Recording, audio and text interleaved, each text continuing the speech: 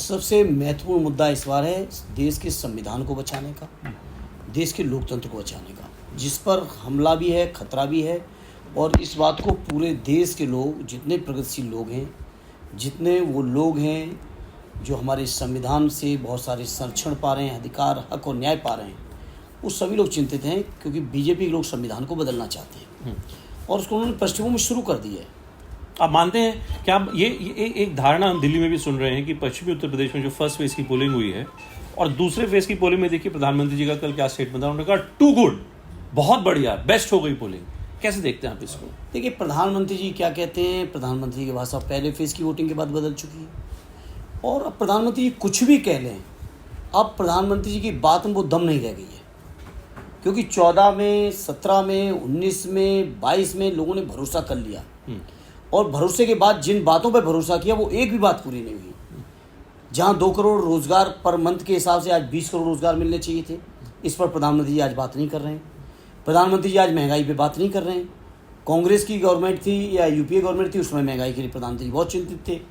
इसी तरह से प्रधानमंत्री जी आज स्विस बैंक के पैसे की बात नहीं कर रहे हैं, आज ब्लैक मनी की बात नहीं कर रहे हैं, आज राजनीति में पारदर्शिता की बात नहीं कर रहे हैं, क्योंकि इलेक्टोरल बॉन्ड के माध्यम से जो चीज़ें देश के सामने आई हैं, बीजेपी के लोग जिस तरीके से बेनकाब हुए हैं, जिन लोगों पर ईडी, इनकम टैक्स और सीबीआई के छापे पड़े, अगले 10 दिन, 15 दिन, महीने के अंदर उन्हीं ग्रुप से या उन्हीं कंपनियों से बीजेपी की ने इलेक्टोरल बॉन्ड के माध्यम से पैसा लिया। तो आपको नहीं लगता कि अलायंस पार्टनर्स चेंज करने से आपकी स्टेबिलिटी पे बहुत बड़ा प्रश्न? नहीं, चुनाव में गठबंधन बनते हैं, वो अलग मुद्दा है, लेकिन इस बार का मुद्दा संविधान बचाने का है और जो ताकतें, जो लोग भी चाहते हैं, वो सब आज इंडिया गठबंधन के साथ है।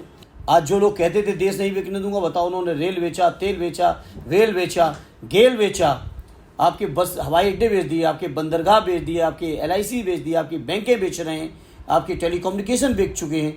अब बताओ क्या बचा है? लेकिन भाई साहब ये बताएं, देश के पास बचा क्या है? कहीं आप ये तो नहीं कह रहे कि चूंकि आप ही के जो पूर्व सहयोगी थे अजीत सिंह के जो सुपुत्र हैं, जो अब एनडीए में जो चले गए हैं, कहीं आप ये तो नहीं कह रहे कि चूंकि वो उधर चले गए उसके कारण कंफ्यूजन है? मैं इस बात में नहीं जाना चाहता, इस डिबेट में नहीं जा रहा। जो पोलिंग परसेंटेज हो रही, काउंटिंग उसमें से होनी है, अलग बेईमानी नहीं होगी। तो जैसे बदायूं में पिछली बार हुआ, 1,88,000 वोट पड़े, 96 गिने गए।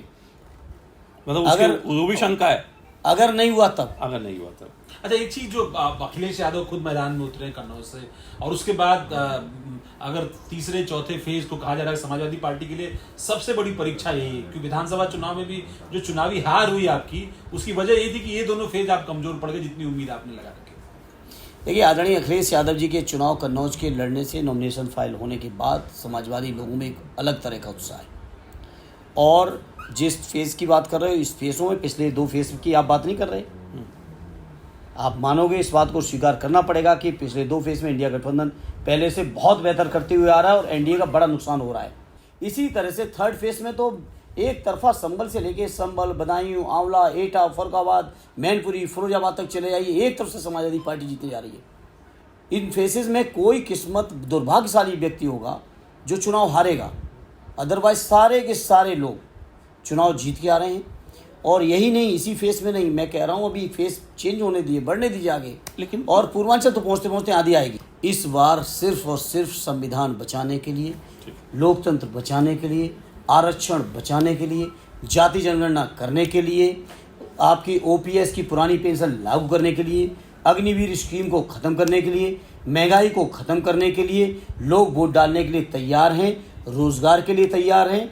और इस बार आप देखेंगे अब कोई अगर मगर चलने वाला नहीं है, ना कोई वादे चलने वाले हैं, ना कोई इनकी गारंटी चलने वाली है बीजेपी के लोगों की। इस बार जनता बदलाव की बयार में है और वो बयार आकर ही रहेगी।